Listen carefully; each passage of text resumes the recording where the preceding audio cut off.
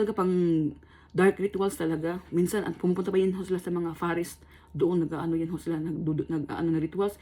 Minsan sa cemetery ho yan. May mga kanya-kanya ho diyang ano, mga kamag-anak na, lalo yung copycat wife ni Jackson. Since si Jackson may asawa na ho yan. Wag ho kayong, wag ho kayong mga babae dyan na mahilig sa mga gwapo sikat artista. Maghulos dili ho kayo kasi hindi ho lahat ng mga sikat o mga nasa K-pop o mga celebrities magaganda ang kaluluwa, hindi ho.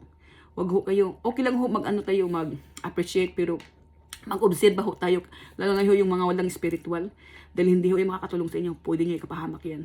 Ako, hindi ko nga yan kilala si Jackson Wang, buhat lang nung na-open yan sa, nakikita ko na yan siya, pero hindi yan siya ang gusto ko eh. Hindi ko siya kilala eh. Doon ako na sa BTS, kasi yung BTS talaga, nung time na yun, masikat na eh. Tapos bigla lang, nakita ko na yan siya, yung pamangkin ko na, ano niya, yan yung ina-idolize niya. Tinignan ko sa doon, binigyan ako ng ano ng way ng mga Gabay Universe kung sino ang aking nakakonek. Yan siya. Lahat ng mga ini-explain niya, yung tungkol sa ayaw na mag-anak. Ako ho yun. Na, kasi daw masakit. Ako ho yun. Tsaka ayaw ko ho maging, ayaw ko ho maging side chick niya. At tsaka ayaw ko rin, kasi dito yung sura ko po, ayaw ko maging side chick niya. Ayaw ko rin ho. Kasi hindi ho yan. Makasili ho yan. Bakla ho yan. Hindi lang ho. Bisexual ho yan, pero mas gusto niya lalaki. Biruin mo, gusto niya yung marami ho yung babae, yung mga babae niya, hindi rin alam na, marami din sila. Pero ngayon, I know na-expose na ho yan, kasi sinungaling ho yan, tsaka demanding pa. Tsaka alam mo yung, sa enerhiya ko, kasi pag ako ho na-connect yan sa kanya, lalo ho siyang magkakaroon ng maraming trabaho. Yung time na ako sa kanya, sikat na sikat ho yan siya. Ay, sa maniwala mo kasi hindi, totoo ho yan.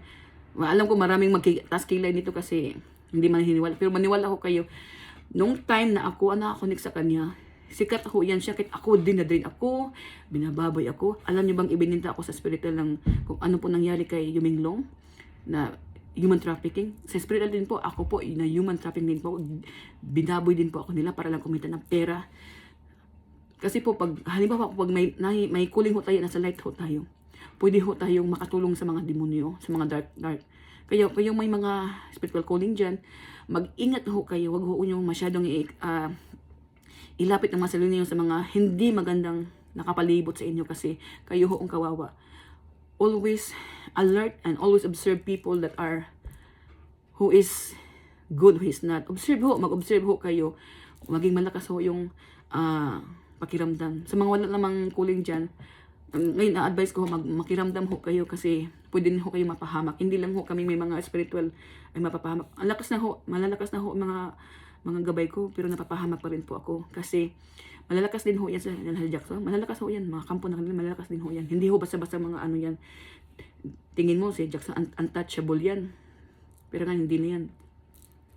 Ano na yan siya. Talagang parusahan siya ng Diyos kasi for how many years na marami na ho yan siyang babae, marami na ho sila pinapatay. Kung ano po yung nakita niyo sa ano, yung ano ba yun? Yung museum ng 798 ba yun? 798, ano ba yun? Yun ho, isa ho, kasama ho si Jackson Wang yun at kumikita rin ho sila doon. At yan si Jackson Wang, kung ano man po yung experience na yung Minglong, na ano din siya, yung depression, anxiety, dahil sa pagiging sikat nila, na ano, si Jackson Wang naka-experience din ho yan. Pero hindi talaga katulad kay yung Minglong na malala. Kasi mukhang pera ho yan si Jackson Wang. Kahit anong bagay gagawin. Basta wag lang siya ma-expose. Si Jackson Wang din ho, bakla ho yan. Ano din ho yan. Tumatanggap ng pera. Lahat ng klaseng maruruming paraan para lang kumita ng pera, pinapasok ho yan ni Jackson Wang. Maniwala ho kayo. Kasi ho, ako ginagabayan ho ako. Nakikita ko ho yun sa mga prophetic dreams ko. Minsan nga ho yung prophetic dreams ko, binablock, ninanakaw. Tapos ninanakaw din enerhiya ko. Tapos yung karmic woman din yan, in-expose din yan siya na mahilig din yan ho siya sa lalaki. Tapos yung karmic woman naman yan na, ewan ko kung side chick ba niya yan or yung talagang asawa niya. Ano din, mahilig din sa, babae sa babae. Alam niyo ba pag nakipagtalikan sila, ako sa kay Jackson Wang, hinihigop nila enerhiya ko para mapunta sa babae at mapunta nila. Kaya nung time na yun, hindi ko alam na may ganun pala akong connection. Drain na din ako. Lagi akong matamlay. Nung bata-bata pa ako, hindi ako masyadong ganyan eh. Kahit alam ko na nagkakaroon ako ng sakit kasi bata lang ako, inaatake na ho ako. Hindi ko lang alam kung bakit kasi hindi naman ako nag-expect na may hospital calling ako eh. Kumbaga normal na tao lang ang nasa ano ko, sa disposition ng pag-iisip ko. Tapos kaya nung lagi ho ako magkakaroon ng ano, yung alam mo yung sa Bisaya pa yan, luas. Ano ba yung ano sa anong parang ano ba yung sa Tagalog? Basta luas na, hindi ko maano sa Tagalog, yung parang may pagka the same word is luas, tapos basta yun ho, ganun. Healthy naman ako na tao. Lagi ho ko kasi may nakakonek wala sa akin. Hindi lang ho si Jackson, kundi pamilya din niya. Continue lang ho ba? Tapos napunta ko kay Jackson na kumbaga, siya ang sinunod na makakonek sa akin. Kasi siguro tumatanda na lang siya nakakonek sa akin, kung sino man yung kamag-anak niya. Tapos siya na ang ano, para ako ang maabuso at papatay nila ako kasi alam kasi nila na ka-reincarnate ko si Jackson Wang. Kaya lang, dahil sa pagiging mapagmata ho yan. Huwag ho kayo sa mga fans dyan na nakikita niyo si Jackson mabait. Hindi ho. Racist ho yan sila. Hindi ho yan sila marunong rumispeto sa mga kagaya natin. Kahit mga kalahin nila, iniinsulto yan. Kasi mayabang yan si Jackson Wang. Tsaka inggitiro ho yan. Kung nakikita nyo lang sa mga ano, paano yan mag-obserba kay yung... May nakita kong na paano yan siya mainggit ni yung Taeyong sa BTS na sumasayaw tapos gumagano siya. Talaga, first time ko talaga. Ina-obserbaran ko yan siya, mainggitiro ho yan. Mahilig ho yan, makipagkumpitin siya. At ayaw ho niya nalalamangan ho siya.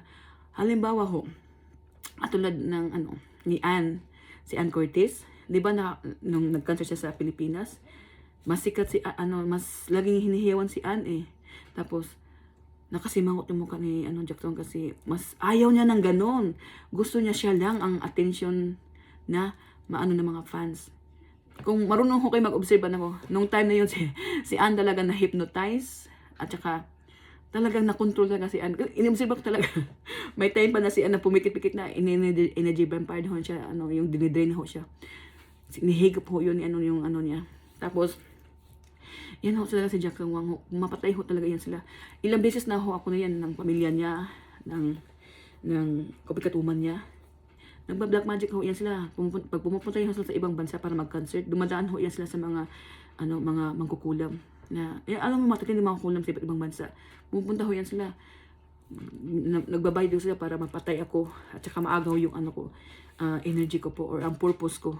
Kasi hindi ko alam kung paano agawin yung purpose mo. Paano yung mapunta sa kanila. Hindi ko alam kasi hindi naman ako veteran na sa kuling ko. Sila talaga for how many years since hindi pa yet na siya nabuhay yan. Jackson Wang, yung kumbaga kamag-mama niya or kamag-anak ng kamama niya, yung mga lula-lula niya, mga ganun. Tapos na ano lang sa kanya, na kumbaga pinamana sa kanya, sa kanilang mga generation ngayon. Ganun ho yan sila. Naalala ko ho yung nag morning breakfast po ako, may kape po ako. Bigla na lang ho may parang puti siya na parang powder na hindi mo akalain na makikita mo yun na may powder. Diba, wala namang tao naglagay. Yun ho, isa ho yan na pumapatay po sa akin sa spiritual. Ano po yung kamikuman niya dahil sa selos, inggit nila na ako nakakonek, ako yung nasa light. Marami, ganito lang ho itsura ko, pero binubuli po ako sa spiritual. Sinasabi na pangit daw ako, pero gustong-gusto na yung kapangyarihan ko. Hindi yung paging ako yung tao na ako. Yung spiritual ko na kung ano ang purpose at anong power na binigay sa akin ng Diyos. Hindi ko kasi, dahil sa hindi kasi, wala kasi sa isipan ko na, makapangyarihan ako, kailangan, hindi, wala ko kasi ako ganun. Ang gusto ko lang, magdasal ako para sa lahat ng mga tao na maging mapayapa, masaya, nagkakaintindihan, nagkakaisa, ganun lang. Pero yung, makapangyarihan ako, kailangan lahat, ganyan ho si Jackson Wang. Nakikita niyo ba yung mga, pag ini-interview siya tapos biglang may babaeng nagbigay sa kanya ng Diyos na lumuluhod. Ganun ho yan. Gusto ni Jackson Wang. Gusto ni Jackson Wang. Ganun na style. Luluhod ka at titingalain mo siya na Panginoon. Ganun ho yan gusto niya. Pero ngayon ho, na-expose ho yan tungkol sa kanyang. Totoo ho yan sa mga hindi po naniniwala. Naku ho, maniwala ho kayo. Sa mga hindi naniniwala na baka nakakonnection lang yan sa kanya. Gumagawa ng mga fake na para kung sino man ho yung nag-expose sa sitwasyon ni Jackson Wang na magprotekta sa kanya, hindi yan totoo. Totoo ho yan. Kung ano man ho yung sitwasyon nila ngayon, totoo ho yan. Totoo ho yan. Na kasali ho yan sila at kumikita ho sila ng pera dahil dyan. Dahil lahat ng mga taong mas kasi lahat ho yung mga pinapatay nila, halos ho may mga spiritual calling ho yan. May kanya-kanya ho tayo yung gift kung paano. Halimbawa, yung sa kanila, maging celebrities. Yung tayo niya Minglong, celebrities. Yung si Ringkil yan, yun sila celebrities. Kaya lang, hindi ho nag-iibol ang mga kagaya nila.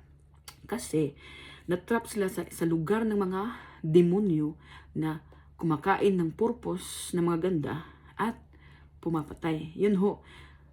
Tandaan nyo ho yung bakit nawalan ng trabaho si Yung Minglong. Ang sikat-sikat niya, marami siyang nakakancel na mga tapos napupunta kay Jack Sungwang, napupunta kay Gay Tayo ba yun? Napupunta sa kanila. Hindi naman sila as in sikat talaga. Kinakain ho nila kung ano ho yung para sa taong yun, para kay Yung Minglong. Kinakain ho nila para mapunta sa kanila. Ganun ho yun. Ang napaka talinghaga po talaga. Amazing po talaga ang spiritual.